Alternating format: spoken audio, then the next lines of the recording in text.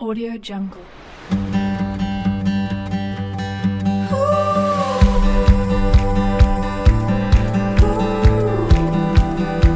Audio Jungle.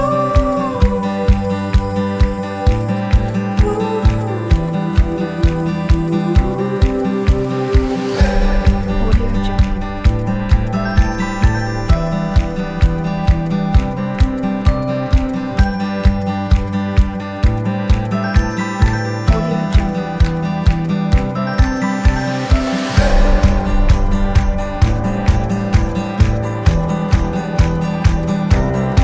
Audio Jungle.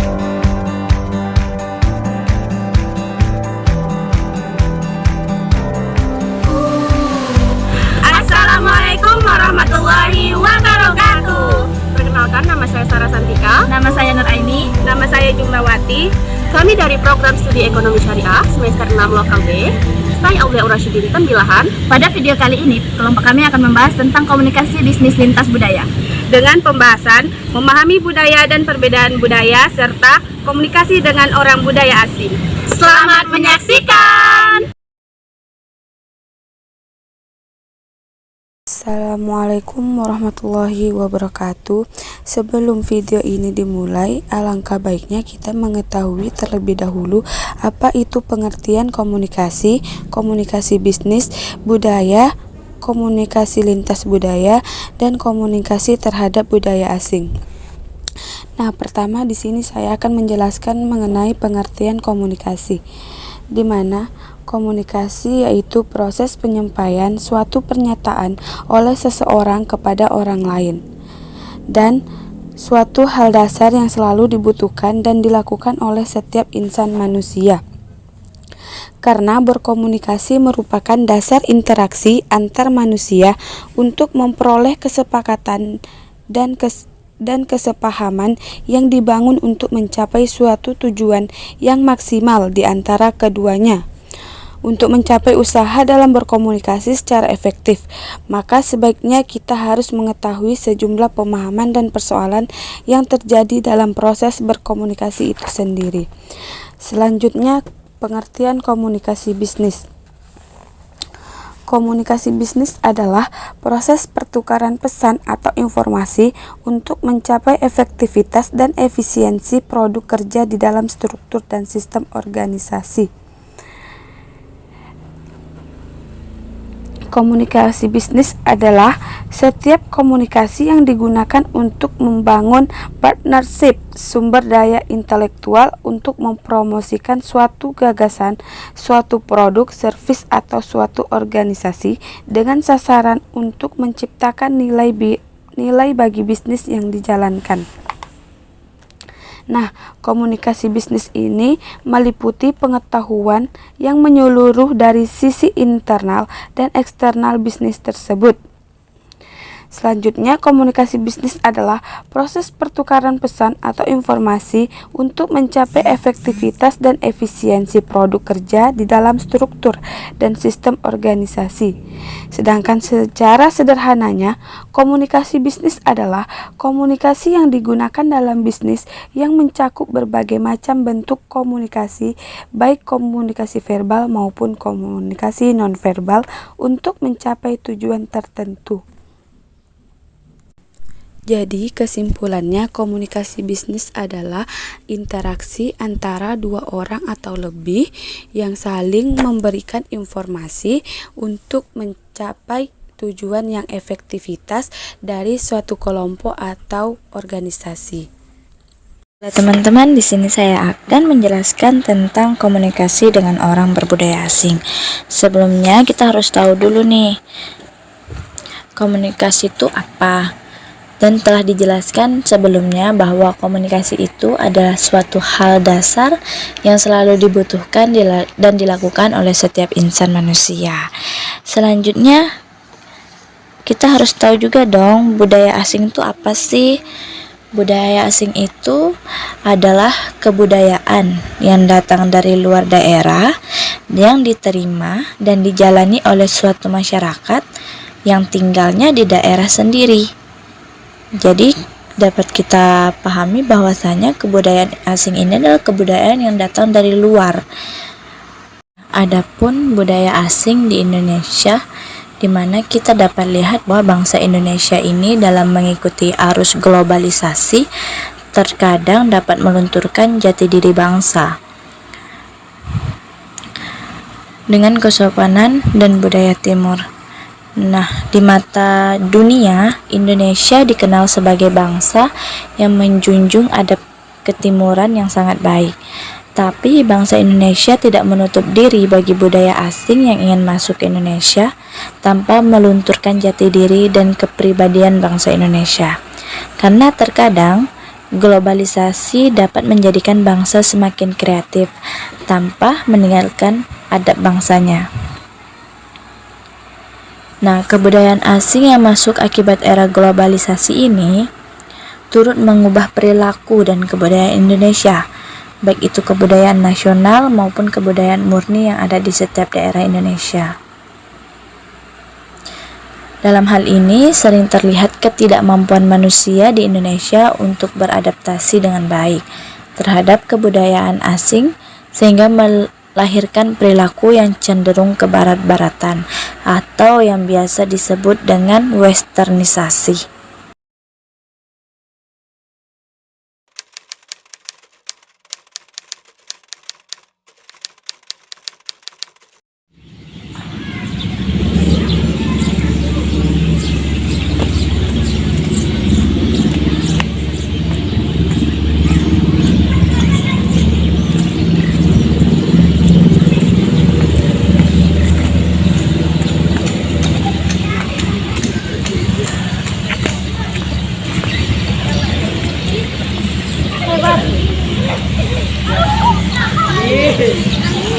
Ya, apa sih? Kau ngapa? Ya, tadi aku lihat dari situ kamu kayak sedih, termenung aja. Ada masalah apa sih? Ceritalah.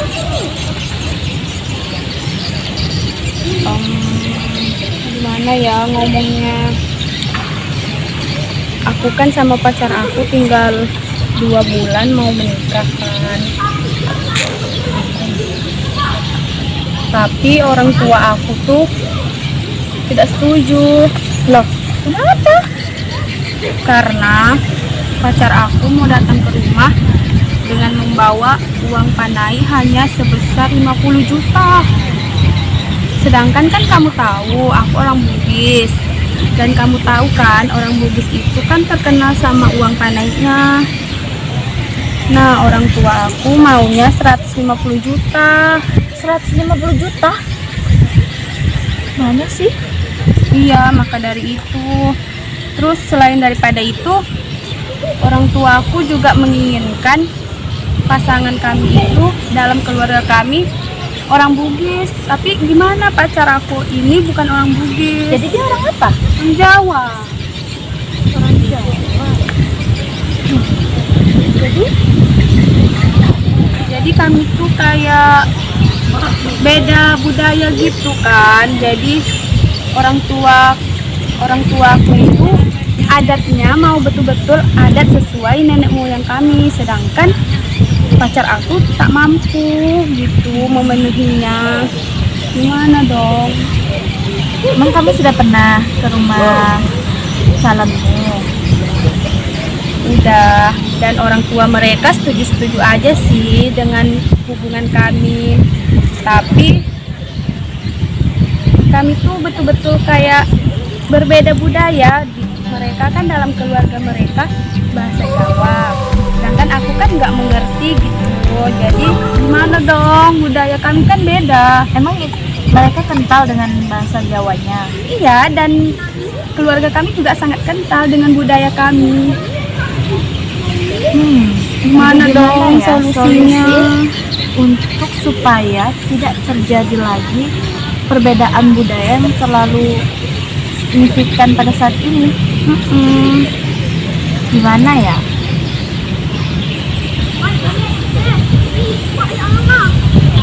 Teman-teman, dari video tadi kan kita bisa tahu bagaimana perbedaan budaya itu bisa menghambat dari niat baik seseorang.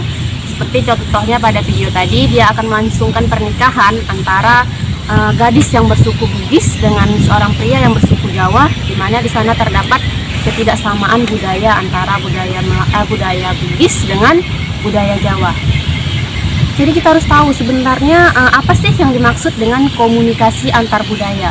Nah, komunikasi antara budaya ini bisa diartikan sebagai pertukaran informasi yang terjadi antara dua orang atau lebih dari dua orang yang berbeda secara budaya, kemudian menghasilkan komunikasi. Jadi itu yang dimaksud dengan komunikasi antar budaya. Komunikasi yang terjadi antara dua orang atau lebih yang berbeda budaya.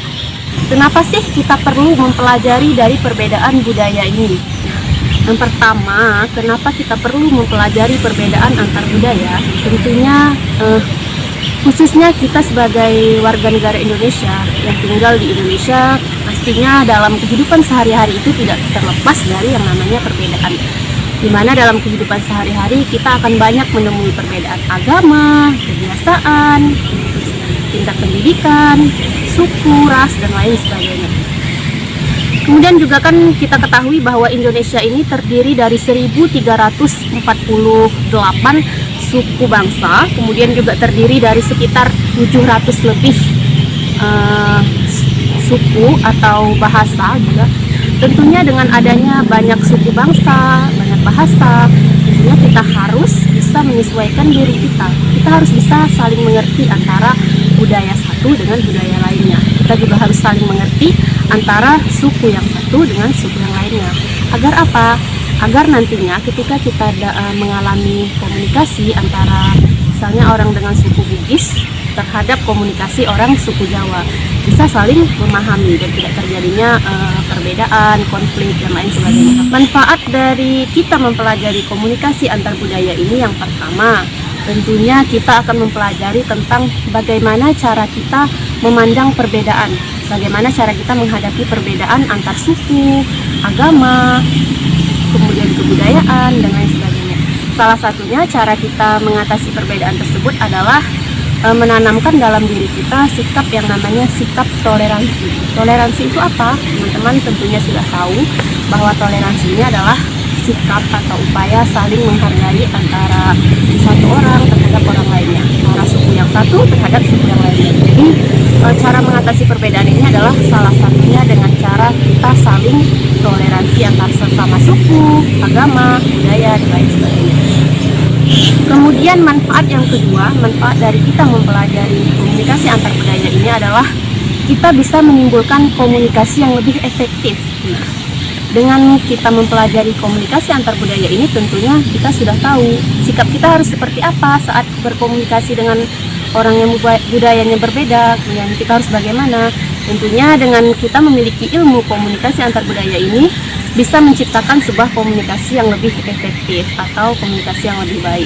Dengan mempelajari komunikasi antar budaya itu kita juga bisa memperoleh manfaat bagaimana caranya kita mengatasi hambatan-hambatan dalam komunikasi. Nah, misalnya kan dalam komunikasi antara suku Bugis dengan suku Jawa, jadi kita sudah tahu apa saja hambatan-hambatan dalam komunikasi tersebut.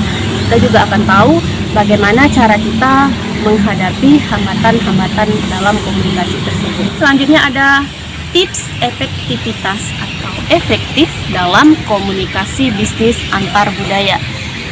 Yang pertama, agar komunikasi kita dengan budaya lain itu bisa berjalan secara efektif, yang pertama harus kita lakukan adalah kita menyadari perbedaan atau kita harus sadar dengan adanya perbedaan. Kemudian yang kedua, kita harus menganggap, bukan harus menganggap ya, kita harus menghilangkan anggapan atau pikiran pada pola pikir kita itu bahwa perbedaan itu pada dasarnya tidak penting. Kita harus menghilangkan pola pikiran seperti itu. Kita harus menyadari bahwa sebenarnya perbedaan itu penting, tapi yang lebih penting adalah bagaimana cara kita menyikapi perbedaan tersebut. Kemudian selanjutnya ada bagaimana dalam kita berkomunikasi itu kita harus mengingat bahwa makna komunikasi itu disampaikan dengan melalui pesan atau melalui komunikasi, bukan dengan gerak-gerik. Dan yang terakhir adalah kita harus mempelajari bagaimana budaya-budaya yang ada di luar budaya kita, bagaimana budaya-budaya suku-suku lain, kita juga harus mempelajari budaya mereka. Jadi tadi ada 4 tips agar komunikasi dengan budaya yang berbeda itu berhasil. Yang pertama, kita harus menyadari atau menerima setiap perbedaan. Kemudian yang kedua juga kita harus bersikap menganggap penting perbedaan, tetapi juga mempelajari bagaimana caranya perbedaan tersebut tidak menciptakan perpecahan di antara kita.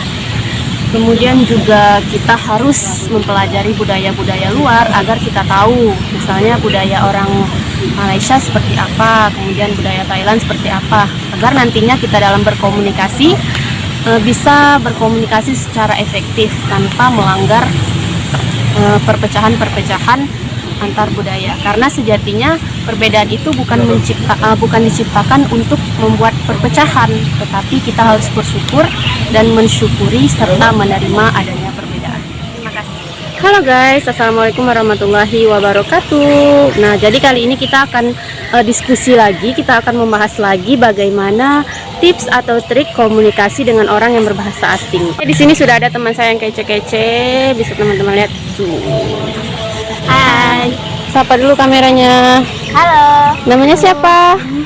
Wati. Nur Aini. Oke, jadi kita akan membahas tentang bagaimana komunikasi dengan orang yang berbahasa asing. Nah, oke teman-teman, kali ini kan saya akan mewawancarai kalian mengenai bagaimana seharusnya komunikasi kita itu dengan orang yang berbahasa asing atau dengan orang yang berbudaya asing. Nah, menurut pandangan teman-teman di sini, apa sih sebenarnya komunikasi dengan orang yang berbahasa asing itu? Gimana sih konsepnya? Ini bagaimana menurut pandangan teman-teman mengenai komunikasi dengan orang yang berbahasa asing ini? Mengenai komunikasi dengan budaya asing. Komunikasi dengan budaya asing itu menurut gambaran dan pemikiran dari pendapat saya yaitu berkomunikasi dengan orang-orang asing dan kita bisa beradaptasi dan kita bisa mengikuti apa kebiasaan-kebiasaan yang mereka lakukan. Nah, dengan berkomunikasi dengan budaya asing ini kita harus mampu masuk dan beradaptasi ke dalam kebiasaan-kebiasaan lawan bicara kita. Tidak hanya itu, di sini juga kita harus memahami bagaimana sih orang-orang asing itu kebiasaannya, terus bahasanya juga kita harus kuasai, terus adat istiadatnya juga. Jadi perlu sekali kita harus mempelajari komunikasi antar budaya asing ini. Oh, jadi intinya di sini adalah bahwa komunikasi dengan orang yang berbahasa asing ini adalah proses pertukaran informasi di mana kita sebagai orang Indonesia misalnya memahami bagaimana budaya orang asing, komunikasi orang asing dan sebagainya. Begitu juga sebaliknya, orang asing juga harus memahami bagaimana budaya kita. Jadi intinya seperti itu ya teman-teman. Ya. Kemudian bisa gak nih teman-teman berikan bagaimana ilustrasi atau bagaimana gambaran dari komunikasi dengan orang yang berbahasa asing ini? Silahkan Nur Aini. Kalau menurut saya, mungkin salah satu contoh kita ambil di misalnya kita sedang berpergian untuk melakukan sebuah bisnis. Kita ambil saja misalnya negara Pakistan, di mana kita tahu negara Pakistan itu merupakan negara yang mayoritasnya masyarakat muslim. Jadi tentunya ketika kita ingin melakukan komunikasi, sedang melakukan meeting ataupun sedang melakukan rapat ataupun sedang melakukan transaksi-transaksi yang menyangkut tentang komunikasi ini kita harus mampu memahami bagaimana orang-orang sana ketika masuk waktunya sholat. Jadi sholat dengan tepat waktu itu sangat dipentingkan di sana. Jadi kita sebagai masyarakat misalnya yang non muslim harus mampu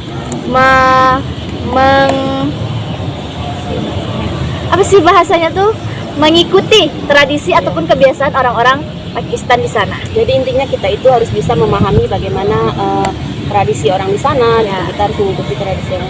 Kalau menurut Jumro gimana nih inspirasi dari komunikasi dengan orang asing? Contoh gambaran selanjutnya mengenai komunikasi asing itu yang saya ketahui seperti di Prancis. Nah, di Prancis ini dia selalu menggunakan kata hello. Nah, kata hello ini selalu orang-orang Prancis gunakan karena kata-kata hello ini merupakan kalimat utama untuk saling berkomunikasi dan merupakan kalimat utama untuk memulai pembicaraan. Nah, seperti ketika kita naik bis. Nah, ketika kita naik bis itu, ketika kita mengucapkan kata hello, kita akan mudah untuk kita akan mudah untuk berkomunikasi dan akan memudahkan kita untuk melanjutkan kegiatan-kegiatan kita selanjutnya seperti itu. Berarti kalau kita misalnya ke Perancis, kata dasar yang kita gunakan untuk saling sapa itu pada umumnya adalah hello. Ya. Kalau di Indonesia misalnya assalamualaikum ya. Jadi itu kita harus paham juga Bagaimana budaya orang di sana. Nah, jadi di sini saya ada timbul satu pertanyaan baru yang menurut saya ini sangat penting untuk dibahas. Menurut teman-teman, seberapa penting sih kita harus mempelajari komunikasi dengan bahasa asing ini? Jadi seberapa penting gitu komunikasi dengan bahasa asing ini untuk kita pelajari? Nah, kalau menurut saya sangat penting kita untuk memahami komunikasi dengan budaya asing. Nah, selain kita memahami tentang budaya asing ini, mendapatkan ilmu atau menambah ilmu, juga kita mengetahui bagaimana budaya-budaya orang asing yang biasanya jarang kita lakukan atau kita gunakan, tetapi kita bisa menggunakannya ketika kita berkomunikasi dengan orang asing tersebut.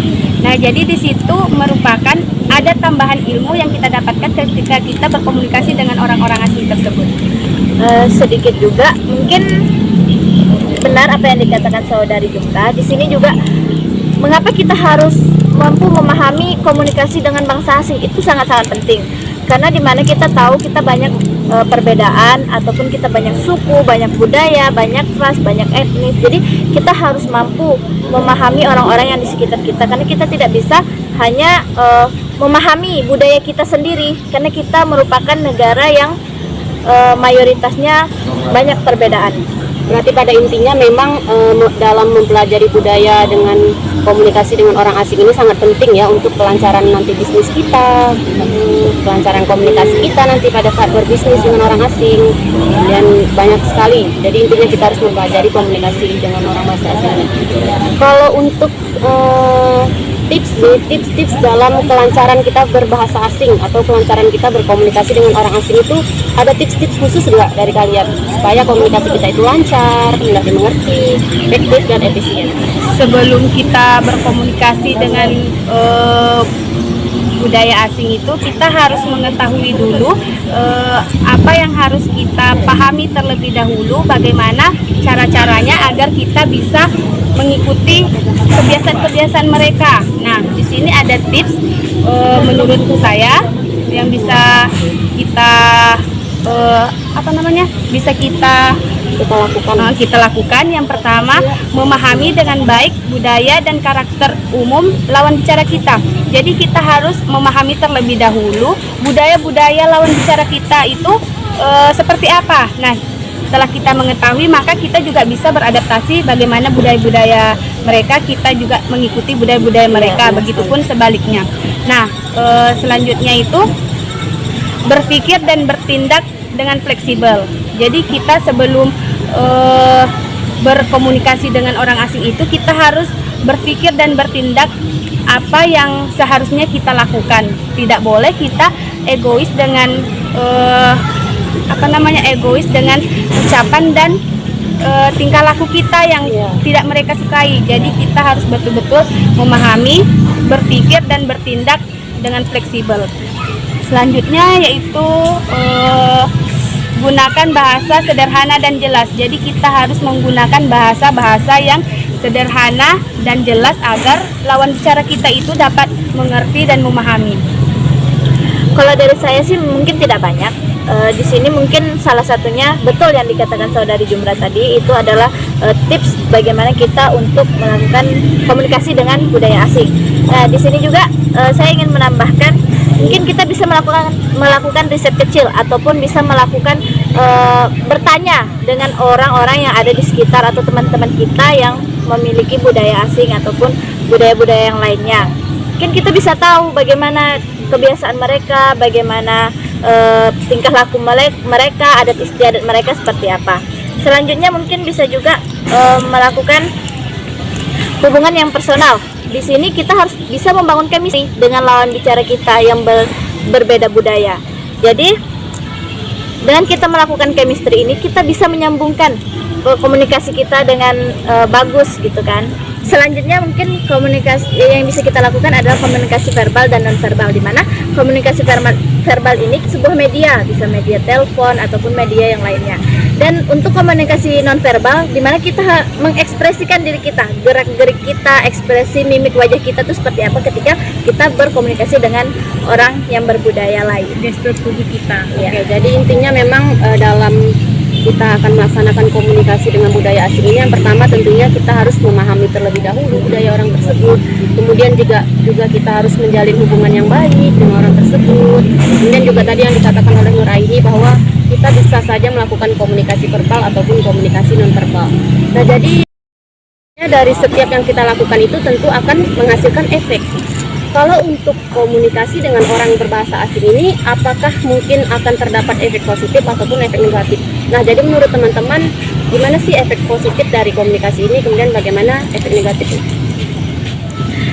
Mungkin untuk efek positifnya, ya kita tahu kalau kita berkomunikasi dengan orang budaya asing ataupun orang yang berbeda budaya dengan kita, tentunya efek positifnya yang kita ambil itu adalah kita bisa berkomunikasi dengan baik dengan mereka gitu. Jadi tidak sembarang perkataan ataupun sembarang tingkah laku yang kita lakukan dengan orang-orang yang berbeda budaya. Mungkin di situ efek positifnya. Kalau untuk efek negatifnya, saya rasa kita mempelajari komunikasi antar budaya ini tidak ada efek negatifnya, karena dengan kita mempelajari komunikasi antar budaya ini adalah suatu ilmu yang baik untuk kita. Jadi untuk efek negatifnya tuh saya rasa tidak ada. Mungkin efek negatifnya nanti lebih ke dampak kita, mungkin kegagalan kita dalam menjalankan komunikasi. Ya, mungkin seperti itu ya dampak negatifnya. Kalau dari saudari Jujun bagaimana nih? Kalau dari saya, yang sudah saya katakan seperti tadi, yaitu mendapatkan ilmu. Jadi kita selain daripada mendapatkan ilmu itu, kita juga mampu berkomunikasi secara global. Nah, jadi kita itu bisa, kita tidak hanya mengetahui kebiasaan-kebiasaan yang sering kita lakukan, tetapi kita mengetahui kebiasaan-kebiasaan yang jarang kita lakukan, yaitu kebiasaan-kebiasaan orang asing. Nah, seperti itu. Jadi efeknya itu kita lebih berpengetahuan luas gitu ya, Iya. bukan hanya dengan budaya kita saja, tapi kita juga bisa mengetahui Budaya asing. Oke, mungkin sekian saja pertanyaan dari saya. Terima kasih sudah menyempatkan waktu untuk berdiskusi sedikit mengenai komunikasi dengan orang berbudaya asing. Semoga dengan kita mempelajari komunikasi dengan orang berbudaya asing ini nanti bisa mempermudahkan kita dalam menjalani bisnis. Amin. Terima kasih. Tidak ada yang salah dengan perbedaan. Yang bermasalah itu adalah keegoisan kita dalam memandang perbedaan. Sejatinya perbedaan bukan ada untuk perpecahan, tetapi kita harus bisa mensyukuri perbedaan dan menikmati setiap kebersamaan. Jika kita tidak bisa mempersatukan perbedaan, maka kita mempersatukan persamaan yang ada dan melupakan perbedaan tersebut. Oke guys, sekian dari video pemaparan kelompok kami. Semoga video ini bermanfaat dan bisa menambah pengetahuan bagi kita semua.